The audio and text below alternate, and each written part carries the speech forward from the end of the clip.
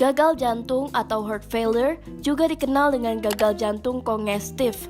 Terlepas dari namanya, kondisi ini bukan berarti jantung benar-benar berhenti berfungsi, melainkan jantung tidak bisa berfungsi dengan baik. Kondisi ini dapat terjadi pada siapa saja, tetapi lebih sering terjadi pada orang berusia di atas 65 tahun. Kenali penyebab, gejala, hingga pengobatan gagal jantung bersama Dr. Jeffrey Elois Gunawan, dokter spesialis penyakit dalam, berikut ini. Apa pengertian gagal jantung? Baik, gagal jantung adalah suatu kondisi di mana terjadi gangguan pada pompa jantung. Jadi kita ketahui pompa jantung itu ada dua ya fungsinya. Yang pertama untuk kontraksi dan yang kedua untuk dilatasi atau pengisian dari jantung itu sendiri.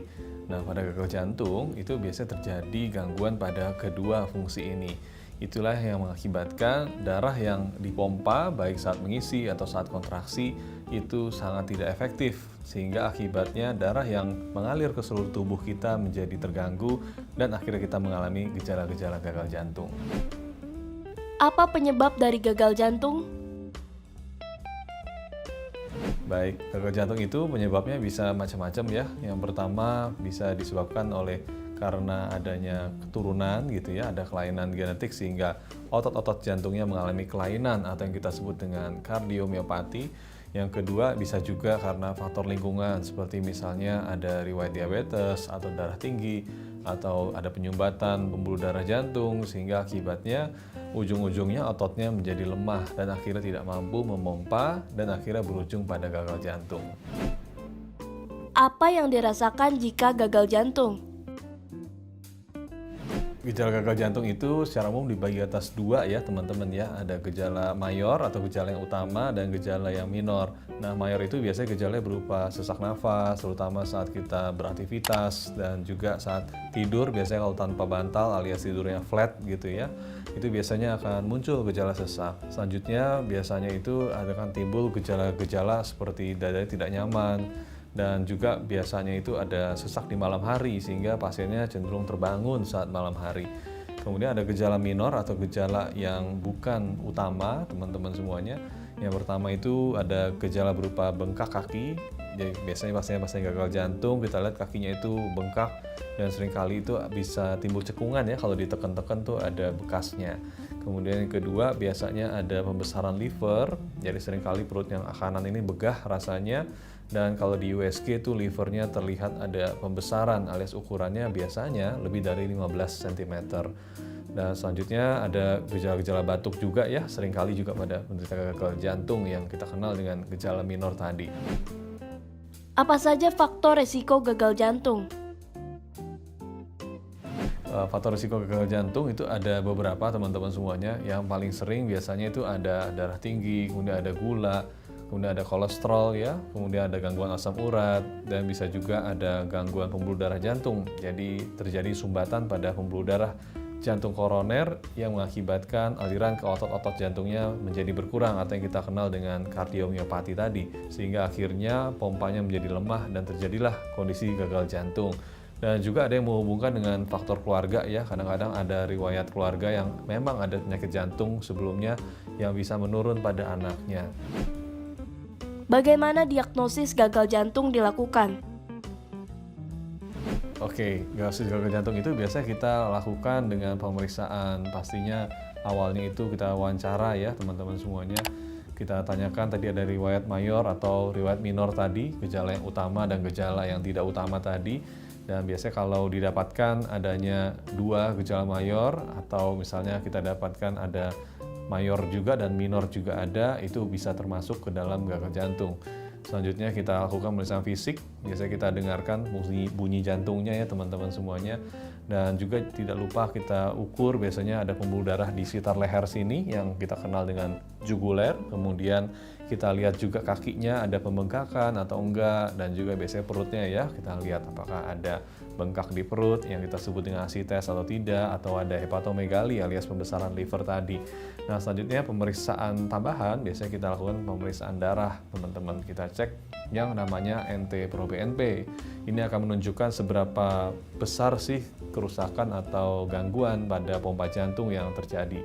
Semakin besar nilai NT-proBNP, maka akan semakin luas gangguan otot jantung yang ada, sehingga kita bisa simpulkan gangguan gagal jantungnya lebih berat. Selanjutnya kita juga akan melakukan pemeriksaan echo atau USG jantung ya, yang teman-teman mungkin sudah sering lihat. Kita akan ukur berapa persen sih pompa jantungnya. Nah, pompa jantung ini persentasenya dibagi menjadi 3, teman-teman semuanya. Jadi ada yang namanya gangguan gagal jantung yang fungsi jantungnya masih normal atau kita kenal dengan preserved.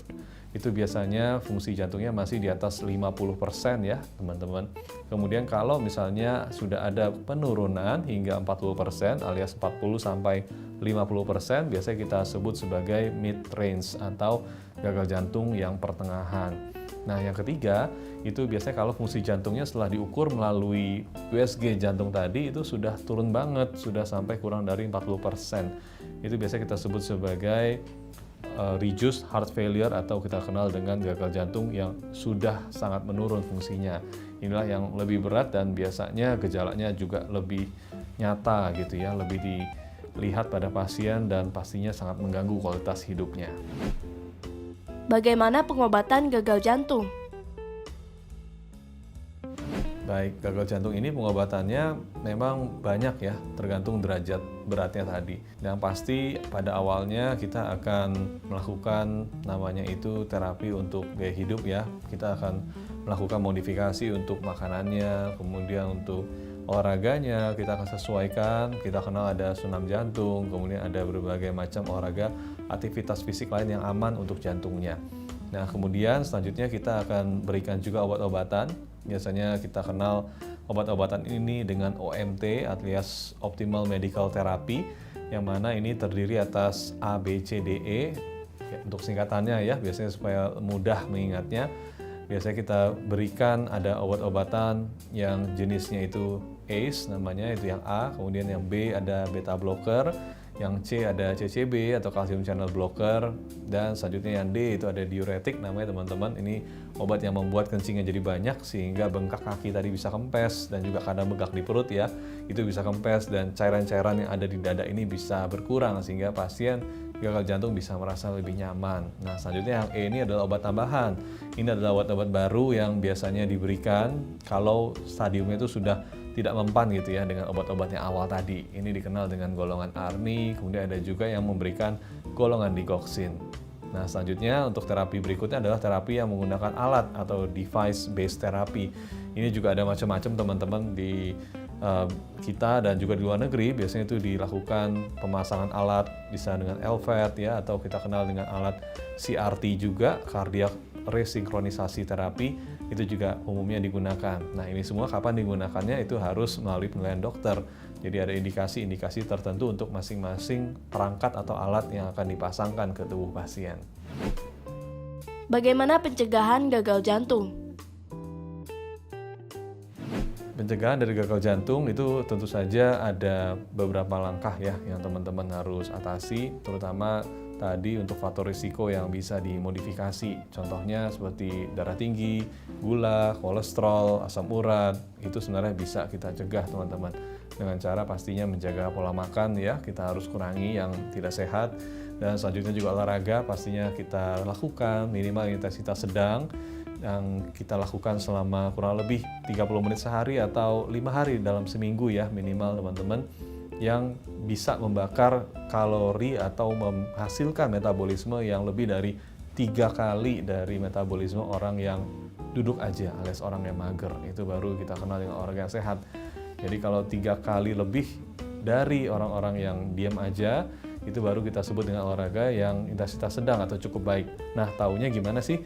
Taunya itu biasanya kita akan ukur denyut nadi ya, denyut jantung teman-teman. Kita lihat kalau denyut jantung kita itu mencapai 70% dari denyut jantung maksimal, maka kita sebut sebagai olahraga yang cukup baik ya, terutama untuk jantung. Nah, gimana cara tahunya denyut jantung maksimal? Biasanya kita menggunakan rumus 220 dikurangi dengan denyut usia kita teman-teman. Jadi 220 dikurangi usia saat ini. Jadi misal usianya saat ini 30 tahun, tentu maksimalnya berarti kurang lebih sekitar 190 kali per menit ya. Jadi teman-teman kalau olahraga selalu upayakan mengukur, biasanya saat ini dengan jam digital ya teman-teman pasti sudah ada di lengannya yang bisa mengukur langsung berapa sih denyut nadinya. Nah kalau sudah mencapai tadi 190 atau 70%-nya aja deh, misalnya sekitar 150 gitu ya, berarti sudah termasuk olahraga yang cukup baik gitu untuk kesehatan teman-teman semuanya. Baik teman-teman semuanya, setelah tadi kita atur pola makan dan juga tadi olahraga kita maksimalkan, jangan lupa juga teman-teman kurangi merokok, kurangi stres ya, terutama stres emosi ya. Kadang-kadang ini tidak bisa kita hindari ya. Dan pastinya teman-teman semua hindari konsumsi garam ya. Garam jangan terlalu banyak, kalau bisa maksimal 1 sendok teh aja per hari. Baik, sekian pembahasan mengenai gagal jantung. Saya Dr. Jeffrey Alois Gunawan, spesialis penyakit dalam.